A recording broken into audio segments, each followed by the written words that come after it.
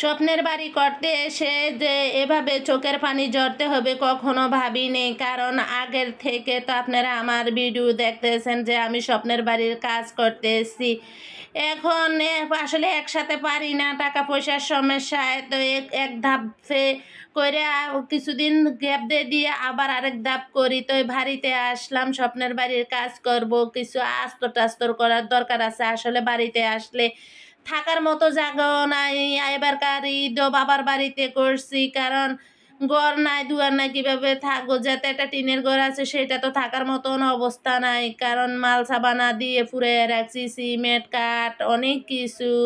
কারণ একটা ঘর লাগে, একটা বিল্ডিংয়ের কাজ করলে তার মধ্যে আমার থাকার জায়গা নাই দেখে বাবার বাড়িতে থাইকা খাইয়া আইসা তারপরে স্বপ্নের বাড়ির কাজ করি। তার মধ্যেও কোনো কষ্ট লাগে না, এই কষ্ট করার পরও কষ্ট লাগে না। কিন্তু কিছু মানুষ আছে আমার সাথে যে কি করতে আছে এগুলো শুনলে আপনাদের চোখের পানি ধরে রাখতে পারবেন না, কারণ মানুষে কি আসলে মানুষের ভালো বুঝতে পারে না, দেখতে পারে না, সেটাই কি সত্য না জানি না আসলে আমার সাথে কি ঘটছে। যদি আপনারা আমার এই ভিডিও দেখেন তাহলে আপনাদের চোখের পানি একে চলে আসবে।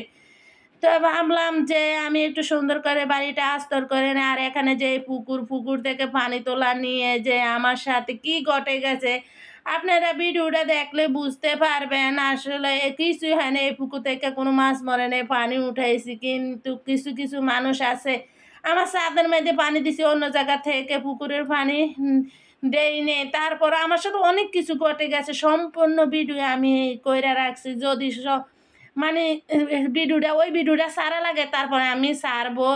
আগে আপনাদের সাথে আমার কষ্টের কিছু কথা শেয়ার করি, আমি কি গইটা গেছে সবে আমি ভিডিও করে রেখে দিছি।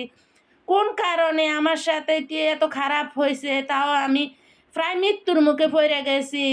কিভাবে পড়লাম, কি কারণে পড়লাম, সব আপনারা আসলে ভিডিও দেখলে বুঝবেন। আমি অনেক দিন হয়েছে ভিডিও দেই না, অসুস্থ হয়ে গেছি। স্বপ্নের বাড়ির কাজ করতে আইসে অনেক পদে পদে আমার ঠেকা পড়ছে, কারণ বাড়িতে থাকি না বলে মানুষ যে যেভাবে মানে লুটে ফাইটে খায়। যেমন আমার পাশে একটা বাড়ি আছে, ওনারা মানে কি যে অবস্থা করে যা নাকি বলার ভাষায় নাই। তারপরে যাই হোক নিজের স্বপ্নের বাড়ির কাজ করতে আছি, মনোযোগ দিয়ে চেষ্টা করি করার জন্য।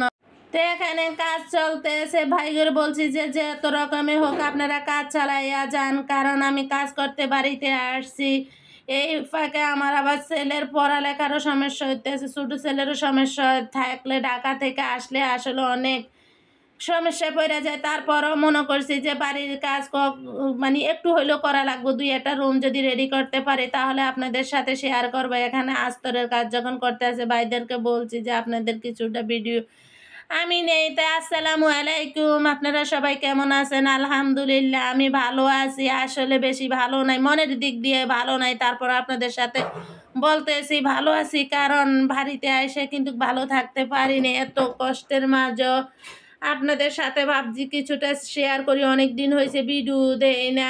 আর কি করবো, ওদেরকে বলছি যে ভাই আপনারা একটু ভালো করে কাজ করেন। আর পানি উঠান নিয়ে যে আমার সাথে কি ঘটছে, ওই সময়ে আমি অনেক তর্কাতর্কির পর আমি নিজেও অসুস্থ হয়ে পড়ছি। তারপরে কি ঘটছে সব আপনারা আসলে সম্পূর্ণ ভিডিও দেখলে বুঝতে পারবেন। ভিডিওটা আসলে না টেনে সবাই দেখবেন, আর লাইক কমেন্ট শেয়ার করবেন। আর কথা হয়েছে যে এমন বিপদে পড়বো যদি জানতাম তাহলে আমি বাড়িতে আসতাম না। আর ঘর করলে যে মানুষের কাছে এত পদে পদে ঠেকতে হইব তাও জানি না, মানুষের কথা শুনতে হইব, মানুষ এরকমভাবে আমার কিছু লাগবে আমি তাও বুঝি না। আর এখানে মিনাসের আব্বু নিজের কাজগুলো করতে পছন্দ করে, কারণ আমি ভিডিওটা নিয়েছি কয়েকদিন হয়ে গেছে, ভিডিওটা ছাড়তেছি না, কারণ অনেক কাজের মধ্যে আবার নিজের শরীরটাও ভালো না। আর ওনাকে বলতেছি তুমি এত কষ্ট করে ইটগুলো ভাঙতে হবে না, যে ইট এগুলো পরে ভেঙে নিব, কারণ এটা ভাঙতে তো আর মেশিন আসবে না। আমার অনেক ছোট ছোট ইট খুলছে, ওইগুলা উনি কাজ মানে নিজের কাজ করতে খুবই পছন্দ করে, বলে যে আমার কাজ আমি করি, তুমি এখান থেকে চলে যাও যদি ভালো না লাগে। তাই হাসতেছি আর কথা বলতেছি। আসলে যত কষ্টে হয় কষ্টের মাঝে নিজের সুখটা খুঁজে নিতে হয়। আর আমার ছোটো বোন তাসলিমার জামাই আসছে, আর তোহায় আসছে। আপনারা তো আগের ভিডিওতে আমার বোনেরা দেখছেন। আসলে বোনের জামাই ভাই কতটুক যে আমাকে হেল্প করছে এটা উপরওয়ালা ছাড়া কেউ জানে না, কারণ ভাইয়ের অনেক কষ্ট আমার এই বিল্ডিংয়েতে আছে, কারণ ভাই অনেক হেল্প করছে। ভাই যদি পাশে না থাকতো এই মুহূর্তে আমি কাজটা কখনো ধরতে পারতাম না। তো ভাইয়ের জন্য দোয়া করে ভাইয়ের যেন আল্লাহ পাক ভালো রাখে আর সুস্থ রাখে আর ভালোভাবে টাকা পয়সা ইনকাম করতে পারে সৎ পথে থেকে। আর বোনদের জন্য ভাই যেরকম করছে এরকম আসলে পৃথিবীতে কমে ভাই আছে। তো দোয়া করি, আপনারাও দোয়া করবেন আমার ভাইয়ের জন্য। আর আমার বোনেরাও আমার জন্য অনেক হেল্প করছে যেতটুকু হোক। যেমন আমার ছোট বোন তাসলিমা আমারে আসলে যেটুকু হেল্প করছে, বিপদে আপদে আইসা দেখে, এটাই আমার থেকে খুবই ভালো লাগে। কারণ বোন থাকলে আসলে এরকম বোন থাকাই উচিত। তো আমার প্রতিটা কাজে আমার বোনেরা হেল্প করছে। আর দ্বিতীয় কথা হইলো এখানে অনেক কিছু ঘটে গেছে, কেন ঘটছে আপনারা আসলে ভিডিওটা দেখলে কিছু বুঝে নেবেন। আর ভবিষ্যতে আপনাদের সাথে বলার শেয়ার করার খুবই ইচ্ছা আছে যে কি কি আমার সাথে ঘটে গেছে, আমি ভিডিও করে রাইখে দিছি। ভাবছি এখন দিব না, যদি এমনি কথাগুলো আসলে আমি জিজ্ঞেস করব সবাইকে নিয়ে, যদি দেখি ইয়ে হয় তাহলে আসলে এগুলো দেওয়ার ইচ্ছা না। আর যদি দেখি ইয়ে হয় তাহলে আমি সম্পূর্ণ ভিডিও দেব কি থেকে কি হয়ে গেছে, কেন আমার সাথে প্রতিনিয়ত মানুষ এরকম করে। কারণ বাড়িতে থাকি না বলে আমার সব কিছু নষ্ট হয়, ডাক দেওয়া যায় না, ডাক দিলে মানুষ কি করে এগুলো আসলে আপনারা দেখতে পারবেন। আমার সাথে আরও অনেক কিছু ঘটছে, এগুলো জানাবো। আর এখানে কিছু ইট নিয়ে আসলাম, ইটগুলা নিয়ে আসলাম যে আমার সাইডে একটা বাথরুম করার কথা, তাও এখানে একটু ইয়ে হয়ে রয়েছে এসে ঝামেলা। এটা শেষ করে বাথরুমের কাজ করব, তার জন্য ইট আনছি। আর ভিতরে কিছু ইট লাগবো আর সিঁড়ির রুমে ইট লাগবো, সেই জন্যে আনলাম।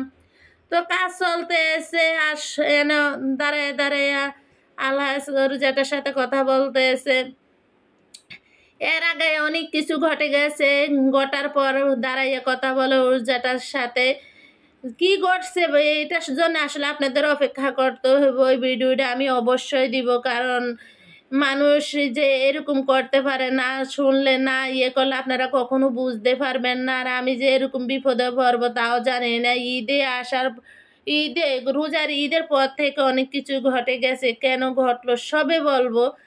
আর এখানে তো ভাইয়েরা কাজ করতে আছে, ওনাদেরকে বলছি ভাই যতই কষ্ট হোক বুড়া টুরা খাওয়াইয়েন না, বুড়া খাওয়াইলে বলে সমস্যা। তো ওনাদেরকে বলছি, ওনারা বলছে ঠিক আছে খাওয়াবো না, তারপরও তো থাকা লাগে দেখা লাগে, নিজের কাজ বলে কথা। এখন আমি সব ফালাইয়ে বাড়িতে আসলাম যে আমার কাজগুলো ঠিকঠাক মতো করতে পারি। আর এখানে আপনারা আসলে সবাই দোয়া করবেন আমি যেন ভালোভাবে আমার বাড়ির কাজ করতে পারি। সামনে যাতে কোরবানির ঈদ আমি অন্ততপক্ষে একটা রুম রেডি করো ঈদ করতে পারি। আসলে গ্রামের বাড়িতে আসলে নিজের বাড়িতে ঈদ করতে আনন্দে আলাদা। ছেলেরা চেষ্টা করে আসতে, আসলে কি হয়েছে আমার বসার জায়গাও নাই বাড়িতে, এমন অবস্থা হয়ে গেছে, গড্ডার ভিতরে সব কিছু রেখে দিছি। আর এখানে অনেক বৃষ্টি মানে মেঘ ধরছে, মনে হয় যেন চলে আসবে, ভাবলাম আপনাদের সাথে কিছুটা শেয়ার করি। তো আসলে যত খারাপ হোক না কেন চেষ্টা করব ভালোভাবে দিনগুলো কাটানোর জন্য। আসলে আশেপাশে যে যাই হোক নিজের মন নিজের সাহস নিয়ে চলতে হবে।